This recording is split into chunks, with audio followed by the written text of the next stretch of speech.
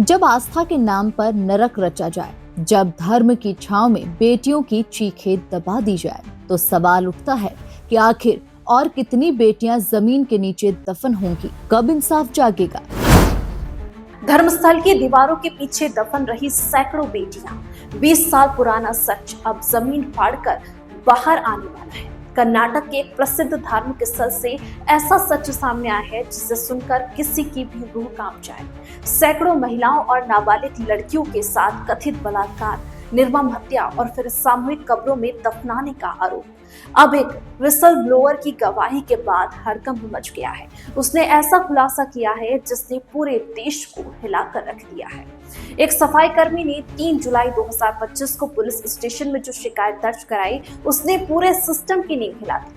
उसने बताया कि कैसे उसे 1998 से 2014 के बीच सैकड़ों शवों को ठिकाने लगाने के लिए मजबूर किया गया। ज्यादातर शव लड़कियों और महिलाओं के थे जिन पर यौन शोषण के जख्म थे।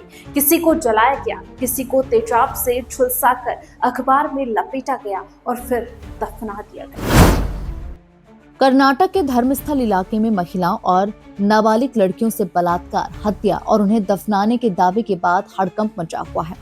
मामले में जांच के लिए कर्नाटक सरकार ने स्पेशल इन्वेस्टिगेशन टीम का गठन किया था। ये मामला तब सामने आया जब धर्मस्थल में काम कर चुके एक सफाई कर्मी ने दावा किया कि उसे 1998 से 2014 के बीच महिलाओं और नाबालिगों के शवों को दफनाने और उनका अंतिम संस्कार करने के लिए मजबूर किया गया था। सफाई कर्मचारी ने दावा किया था कि इन महिलाओं और नाबालिग लड़कियों के शवों पर हमले के निशान भी थे। धर्मस्थल कर्नाटक का एक बड़ा तीर्थ स्थल है जहां बहुत सारे मंदिर हैं और यहां राज्य के बाहर से भी काफी भक्त आते हैं। पूर्व सफाई कर्मी ने बताया कि पीड़िताओं के साथ किस तरह की खौफनाक घटनाएं हुई और इसमें एक स्कूली छात्रा भी शामिल है जिसे स्कूल यूनिफॉर्म में ही दफनाया गया था और एक 20 साल की महिला भी थी जिसका चेहरा तेजाब से जला दिया गया था। ऐसा ही एक केस था जिसका नाम था सौजन्या। वो 2012 में कॉलेज जाते हुए लापता हुई थी। अगली सुबह उसकी लाश मिली। बलात्कार की पुष्टि हुई। उसकी मां कहती है, अगर इंसाफ मिला तो जहां बेटी की चिता जली थी वहीं मंदिर बनाएंगे। 1986 में पद्मलता, एक छात्रा और एक नेता की बेटी, 56 दिन के बाद नग्न अवस्था में मृत पाई गई। 2004 में सीबीआई कर्मचारी की बेटी अनन्या धर्मस्थल से अचानक लापता हो गई। आज तक उसका कोई सुराग नहीं मिला।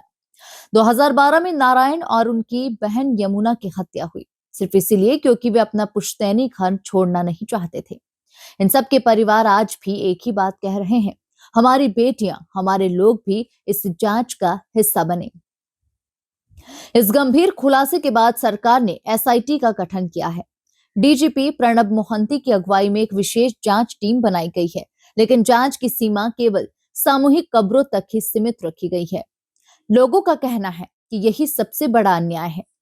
जब सैकड़ों शिकायतें, सैकड़ों गायब बेटियां और वर्षों का सन्नाटा सामने खड़ा हो, तो सिर्फ एक मामले की जांच करना, क्या ये इंसाफ है या फिर एक और चुप्पी? धरती पर न्याय तब आता है जब आवाजें जोर से उठाई जाती है। धर्मस्थल की इन दीवारों ने बहुत कुछ छुपा कर रखा है। अब वक्त है हर बेटी के साथ हुए अन्याय की परतें उधेड़ने का।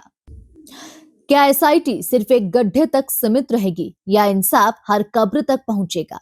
खबर 24 एक्सप्रेस, नई सोच, नया भारत।